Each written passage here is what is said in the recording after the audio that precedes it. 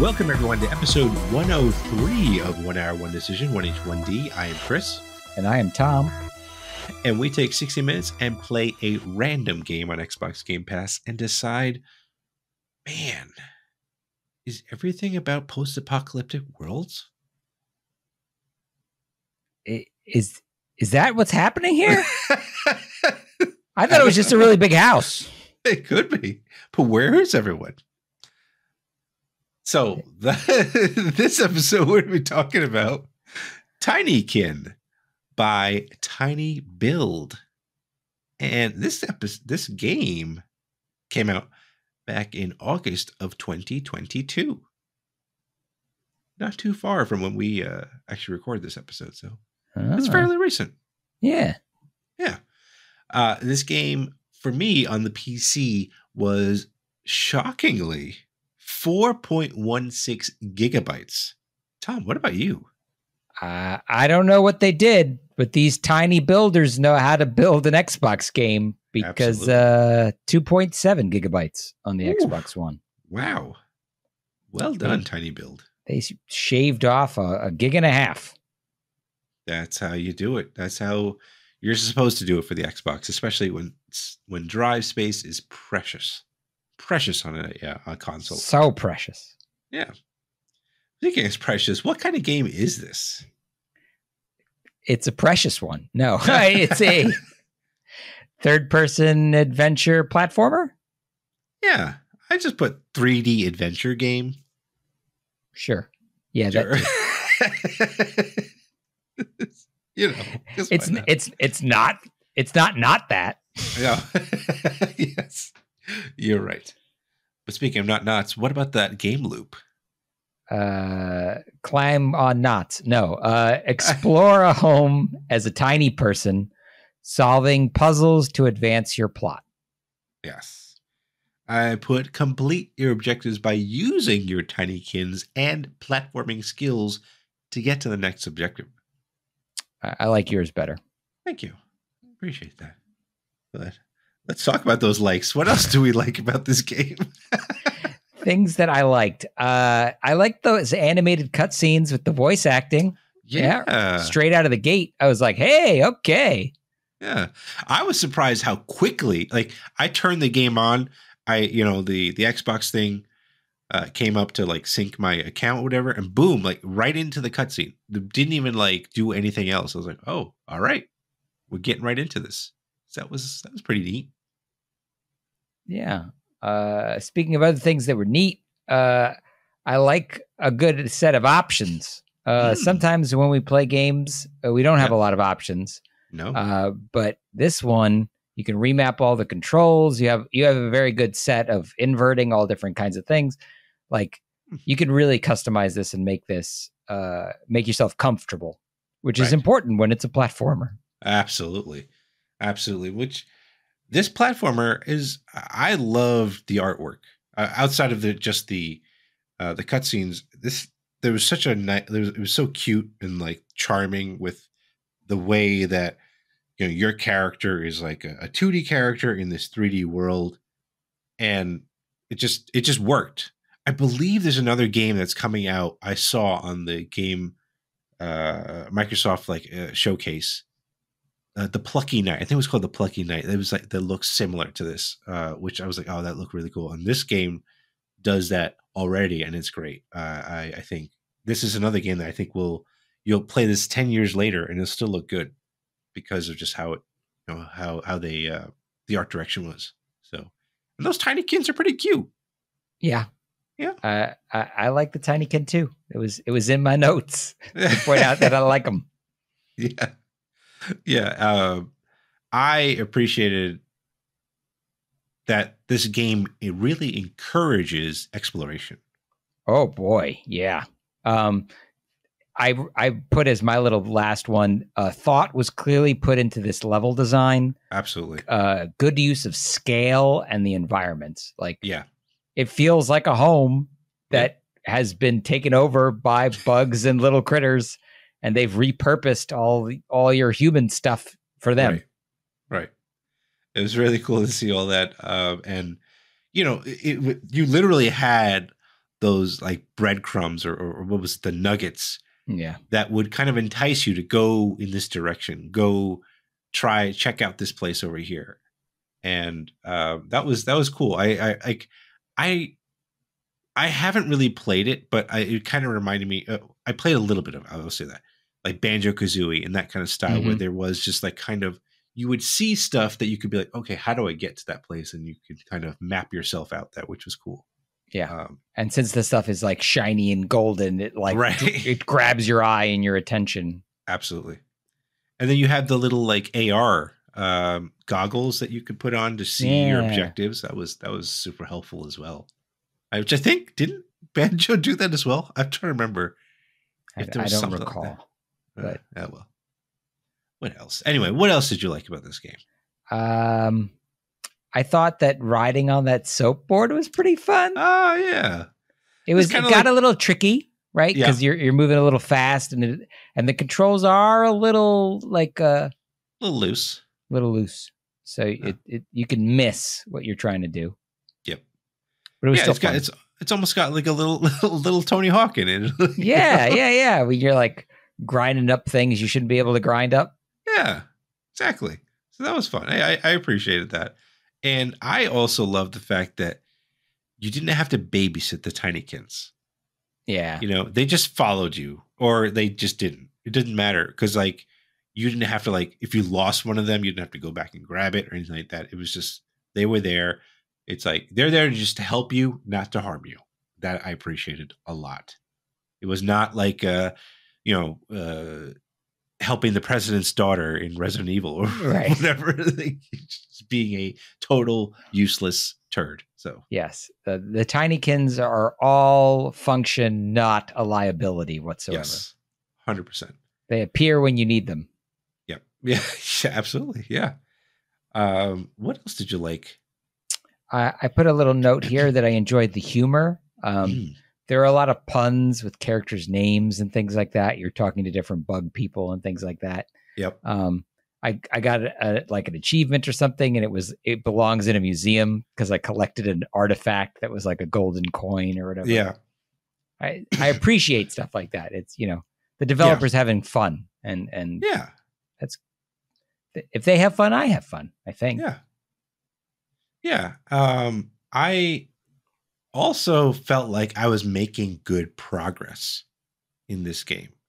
There was like a bunch of objectives, and I was just checking off that list of things to do, and it was nice because I feel like sometimes with these open, I don't want to say open world, but like these large 3D worlds where you have to do all these things, you can get lost in like backtracking or whatever it is, or you're just missing one thing. It would take forever. There was just like small enough objectives around the world that you could be like, okay, cool. I got that off my list. I don't have to worry about this anymore. And like sense of achievement, sense of accomplishment. So it's always good to have. Yeah. Yeah. So are we good here with our likes? Should we talk about our dislikes? Yeah. And as generous as I was, I will now take away. I will to the detriment. Ooh. I did not enjoy that there's no animation for walking like into the screen and out of the screen. Right. Your character is walking left to right or right to left and just being pushed in or pulled out. And it looks gross. I don't like it. Yeah. I for me, that aspect of it was challenging when you're doing platforming, I thought. Yeah.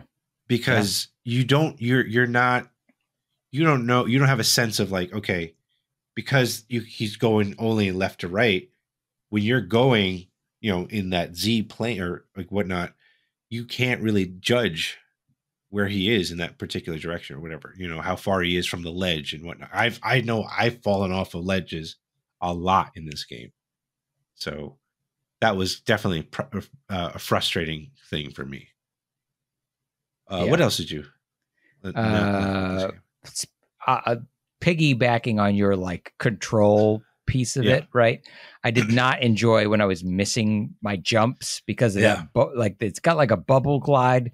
You like jump and then you hit the jump button again, and it activates this bubble, but the bubble kind of slowly drops, and it's like you have to get the timing really just right to get off of this platform, get enough air so that as you descend, you land where you need to land over there. Exactly. Like I much would have preferred a standard double jump or something. Yeah. I guess it wouldn't, because he's like I don't know, is he like a soap being? I don't know what that is. What's going on with that, but I don't know. But he talked about finding humans again. That was another thing that was a little confusing to me, is that he talked about that, but he was very small. I was like, so small. Human? So small indeed. But it's like, what does that mean? What's going on? Like, there's a lot of confusion with the story in that sense. Wow. And as we talked about early in the episode, are all the humans dead? Like, what happened to them? You know, was there a sinister plot that destroyed humanity? Is it some dark story that we're going to find out later on? I don't know. That'd be scary, but I guess it's part of the world as it is. Anything else you want to bring up here about your dislikes? I've got a couple more. Okay. The voiceover in the game is that weird, like Simlish talk. I still think, I guess that's better than no voiceover, but I'm not sure. Like, jury's out. I think some people would rather have no voiceover. I'm not sure. It's a little jarring, especially with that great animation, the intro.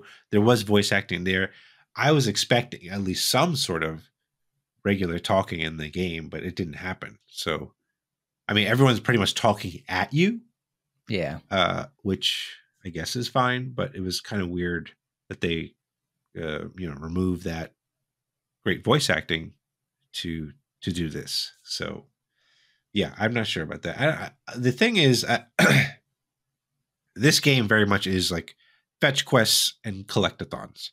Yeah. Which can sometimes be a deterrent, but I don't know. It was still kind of fun to me. Like, I kind of enjoyed it just because of, I don't know, the nature of the game or whatever, the cuteness factor.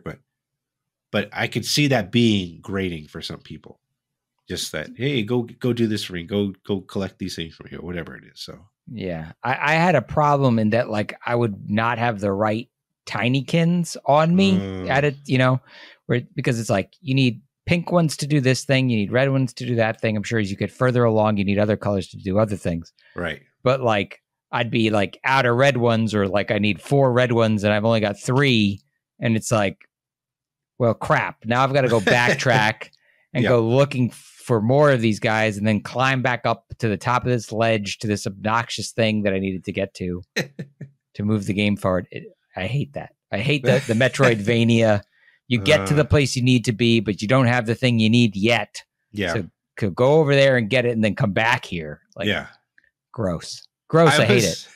I was in a mad dash to collect everything. Like every time I saw those little like jellies where the Tinykins just lay, I was just like, get it. Just get it. I don't care what else there is. Just get it. So I didn't have that problem. But I maybe I could have not spent all of mine. I had a habit of like spending them. Oh yeah, I was hoarding them like a madman, because I was like, I'm gonna need all of this. So maybe one day. I noticed here you put no manual save option. For me, I felt like it did a pretty decent clip of saving during my playthrough. The reason I put it down is so. As though listeners probably know, when I get to the end of my hour, I like to save my progress. That's usually a good sign. That means that I want to keep playing this afterwards, right? Right. But I couldn't, right? There was nowhere in the menu system to save the game. And the options were kind of like leave the level, which makes me nervous, right? Like leave the level and lose all the progress I've made here. I don't know. Now, granted, the game did not say, hey, if you go back if you do this, you're going to lose your progress. Yeah. So I felt kind of safe, but it's kind of like the opposite, right? Like you're used to games telling you, if you do this, you're going to lose your progress. So when the game says nothing, it's like, so I'm not going to lose my progress? Like, are you just not telling me?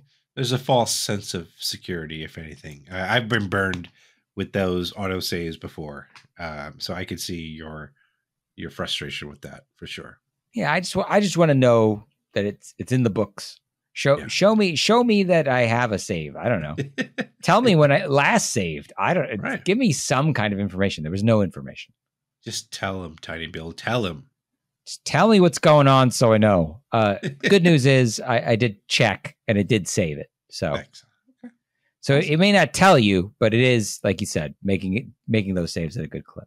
Yeah, yeah. You also mentioned something about Pikmin.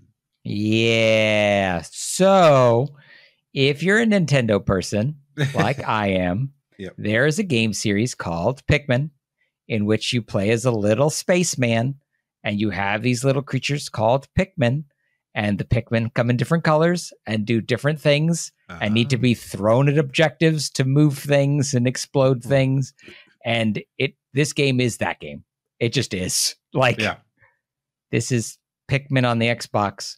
Like, so close so that I'm like, does Nintendo have a lawsuit here? Like, see, I never played Pikmin, so my thought was either this game kind of reminded me of Oddworld, Abe's Odyssey, or oh my god, Lemmings.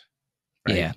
Yeah. Like if you want to go back there, so that's where my mind went when I was like, okay, playing this game. I have these little things minions that were doing things for me. I was like, oh, okay. But that's an interesting call out though. I didn't that. Like even one of the buttons here in this game is a round up your Tinykin, and that's like one of the main things in Pikmin is you whistle and they all circle up. So nice. I was like, it's a game. Now listen, Pikmin's a fun game. They've made, I think, 3 of them. Like, it's a successful model. So clearly. So why not? Let other people get to experience a similar game. Why not? Yeah. Because Nintendo's not releasing this on Xbox. No, it's not. So yeah. So now, other thoughts? Yeah. So it's a pro con. I didn't know where to put this. The levels are huge and packed with content, which I think we both kind of hinted at here. I played for a full hour and I did not complete that first stage. Yeah, same. Which There's is a lot of objectives. Yeah. That's unusual, right? Like usually they softball the first stage at you. Like even if the stages are going to be long, drawn out things, you usually can churn out the first one in an hour. I think historically we do.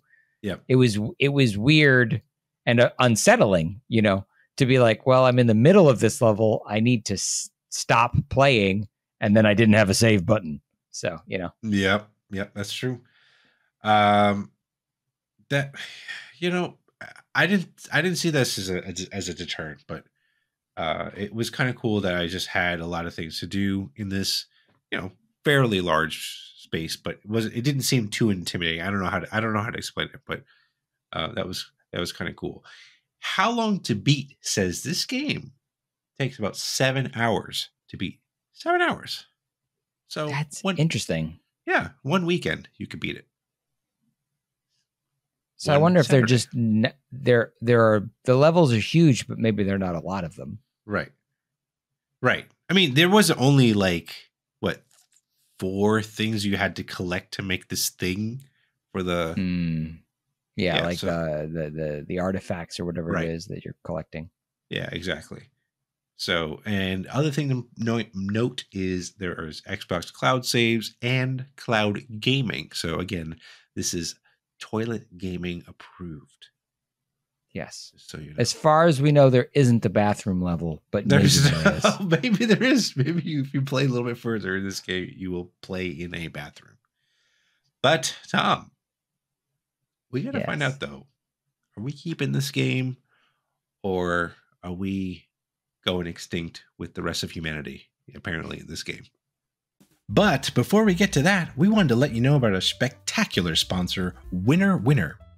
Winner Winner is a live arcade claw machine game available on Android and iOS, and it's 100% skill-based. Trust me, if you see me play my games, you know I'm not that great, and I still have won games on my first try. There's hundreds of prizes, even featuring gaming merch from Nintendo. Pick your prize from choices in your particular game, or bank your earnings with tickets to redeem any other prize you want from their wide selection. And for all you lovely people listening or watching our show, you can get bonus tokens on your first app token purchase. Download and create your account, then use the link in the episode's description to enter promo code WHATITDO after you sign in. Check it out. It's clawsome. Well, unfortunately for me, the game isn't designed, or it doesn't feel designed to play in small pieces. This is a game that's a time eater, which makes it a no-go for me. Like, I felt like I spent an hour in this game, and I know that you're right. They do have like mini like objectives, and you can kind of track your progress. But to me, not finishing the level, and I don't know, I didn't feel like I got anywhere. I felt like I was just running around collecting gold nuggets for an hour. So I can run around and collect gold nuggets in another game that has other things that I want to do in it. Fair. For me, especially when I saw that the hour count was very short. It was. I'm definitely going to keep playing this game. It was charming enough for me to keep going, and I want to know what happened to all those humans. Like, what is going on here? Because I want you to know so you can tell me. Yeah. Oh, and speaking of which, with Exo 1, just to give you an update on that, I did get farther in it, and that game does change things up slightly in the latter planets that you meet or you visit. So after Mustafar, do you go to Hoth? Is there an ice planet? There is a water planet. Oh, Camino. Yeah, sure, Camino. There's a water planet, and then there's a tiny asteroid that you play on too. So, interesting stuff. And but anyway, those are our thoughts. Let us know what you think of this game. Follow us and say hello on Twitter at TC1H1D, or shoot us an email at TC1H1D@outlook.com. Check out our next streams at twitch.tv/1H1D. And if you're watching this podcast on YouTube, send us a comment down below. We'll try to respond, whenever we can. 1H1D is part of that QTV network. And if you like gaming podcasts and other cool content, check out quitthebuild.com/network. Tom, we got to find out, though, what's next on our docket. And we are going to let the surprise me button do it again. Jace, so here we go. Is it a zoo? Is it small people? Ooh, I don't know, because the game is called, and I'm probably going to pronounce this incorrectly, Olija. I have never heard of it. Me neither. But that's why we're doing this podcast, Tom. Olija is a Devolver Digital published game, so it should be interesting. Okay. Well, we know who they are. Yes, we do. They have a pretty interesting track record. But that is our next game, and that is it for this episode. Thank you so much, everyone, for tuning in, and we will catch you. Thanks, everybody.